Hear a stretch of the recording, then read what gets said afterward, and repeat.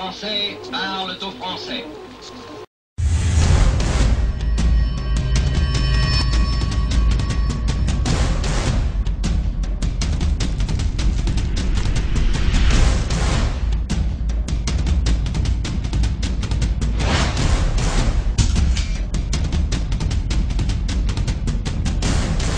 J'imagine que je vais me faire de nombreux ennemis en tournant cette séquence aux côtés de Marine Le Pen. Marine Le Pen, vice-présidente du Front National, une femme qui ne laisse personne indifférent, que ce soit ceux qui partagent ses convictions comme ceux qui la combattent. C'est le thème même de ce focus puisqu'elle est venue à la rencontre de la presse étrangère ici au Cap et elle va répondre à quelques questions de nos confrères. Tout de suite, moteur.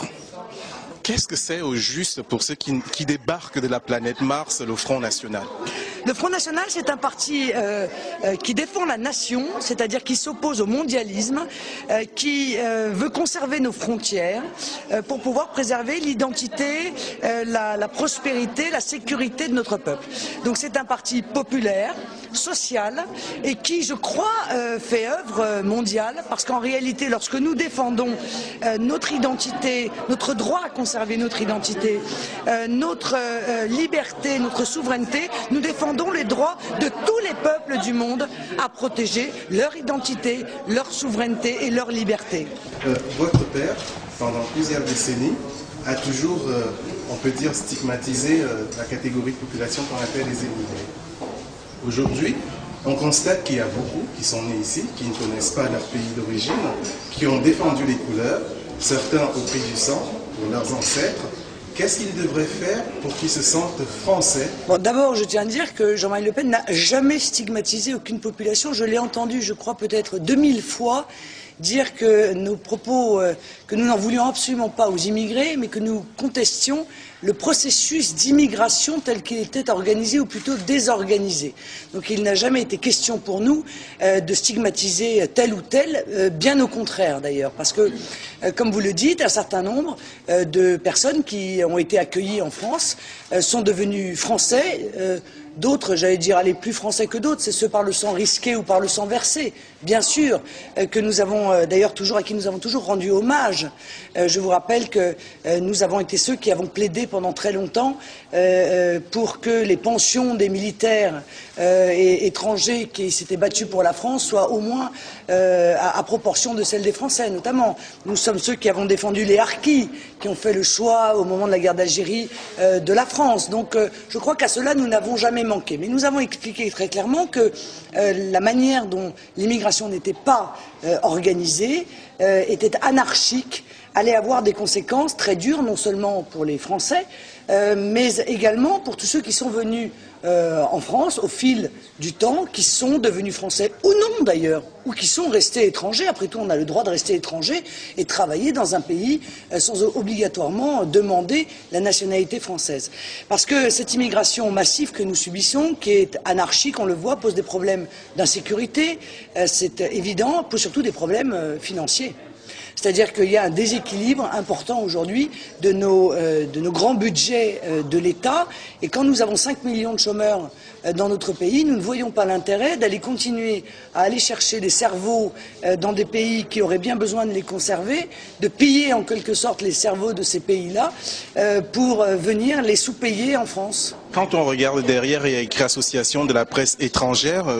Quelle importance pour vous de rencontrer les journalistes étrangers pour leur parler justement de ce parti qui défend l'identité française? Mais c'est fondamental parce que je crois qu'on a une vision de nous qui est totalement dénaturée, qui est totalement caricaturée et particulièrement à l'étranger où on voit le Front National comme un parti d'extrême droite horrible avec un couteau entre les dents et des cornes sur la tête. C'est grotesque. Nous sommes un parti raisonnable qui avons dans nos projets des propositions qui sont raisonnables. Parfois sévère, certes, mais parce que je crois que la situation le mérite, radical en ce sens qu'on veut un changement radical de la politique qui est appliquée, mais cette politique qui est appliquée, pour l'instant, elle n'entraîne que la souffrance à notre peuple. Voilà. Donc, nous ne demandons pas beaucoup, que nos compatriotes puissent avoir du travail, que nous puissions vivre en bonne intelligence avec nos voisins, tout en conservant la liberté de disposer de nous-mêmes, de décider les lois qui doivent nous être appliquées, de défendre les valeurs qui sont les nôtres. Alors vous savez, il y a quelque chose de très révélateur ce matin. J'intervenais dans une émission sur les immigrés. Et je me suis rendu compte dans cette émission qu'un amalgame était fait entre les étrangers en situation régulière et les Français d'origine immigrée. Comme si il y avait là un espèce de groupe qui était entendu non pas en fonction de sa nationalité, mais en fonction de son origine ou de la couleur de sa peau. Moi, je conteste cela. Nous voulons faire une différence entre les Français et les étrangers. Ça ne veut pas dire d'ailleurs qu'on n'a aucune haine ni hostilité à l'égard des étrangers, mais nous considérons que les Français en France doivent avoir des privilèges particuliers dans leur propre pays, notamment une priorité d'accès à l'emploi, une priorité d'accès au logement social, et cette préférence nationale qui a été un des pivots de notre programme, tout le monde doit pouvoir en bénéficier, tout Français, quel qu'il soit, d'où qu'il vienne, quelle que soit sa culture, sa race, sa religion, etc., etc. Vous voyez ? Donc je crois qu'en redonnant un contenu à la nationalité française, en expliquant à ces jeunes que parce qu'ils sont français, ils ont des droits supplémentaires, justement, on pourrait peut-être leur donner ce sentiment d'appartenance qu'ils n'ont pas aujourd'hui. J'aimerais savoir si vous êtes vice-présidente aujourd'hui, demain forcément présidente, est-ce que vous allez amorcer à une refonte de votre discours pour avoir de nouveaux adhérents au niveau du Front National? Et la deuxième question, c'est sur le plan économique. Est-ce que vous pensez que la crise économique que traverse la France aujourd'hui est en partie due à l'immigration? D'abord, vous allez sûrement devenir présidente. Non, c'est pas si sûr que ça. Vous savez, le principe de la démocratie, c'est qu'on ne sait jamais trop ce que ça va donner avant qu'elle s'exprime. Nous aurons donc un congrès, les adhérents du Front National vont avoir le choix, a priori pour l'instant entre deux candidats, peut-être plus d'ailleurs. Et donc, je serais bien normal de vous donner les résultats de ce congrès avant même qu'il ait eu lieu. Bon. Quand a-t-il lieu? Il aura lieu à l'automne ou au printemps. À l'automne prochain, 2010, ou au printemps 2011. Enfin, en tout cas, c'est vrai maintenant incessamment. Donc, j'aurai l'occasion d'exprimer pendant la campagne interne, qui suivra la campagne des régionales, la manière dont j'entends influer sur le discours du Front National. En réalité, moi, quel est mon objectif? Et je l'ai fait déjà depuis 2002. C'est de donner une visibilité. Quant à votre question sur la responsabilité de l'immigration en matière économique, je pense qu'une part des difficultés qui sont les nôtres sont liées à cette immigration.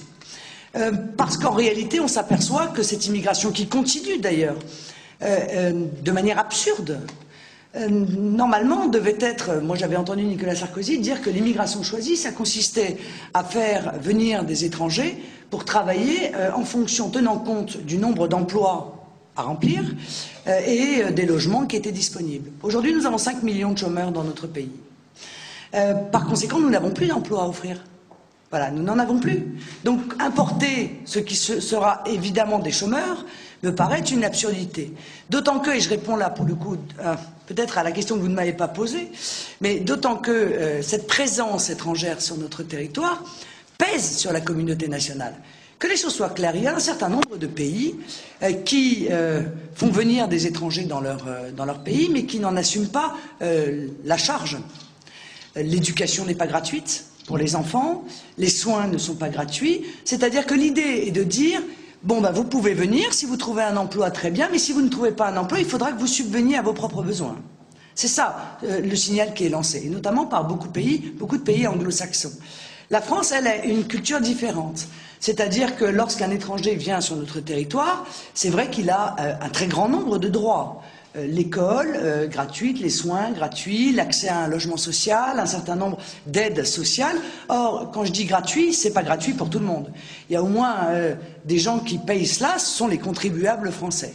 Et il arrive à un moment, si vous voulez, où on se retrouve confronté à un poids qui aujourd'hui n'est plus supportable, parce que nous avons des déficits qui sont faramineux, parce que nous avons un endettement qui est faramineux, et que les Français, ceux qui ne sont pas au chômage, n'arrivent plus à supporter le poids financier d'une présence étrangère, alors même qu'il n'y a pas d'emploi à fournir.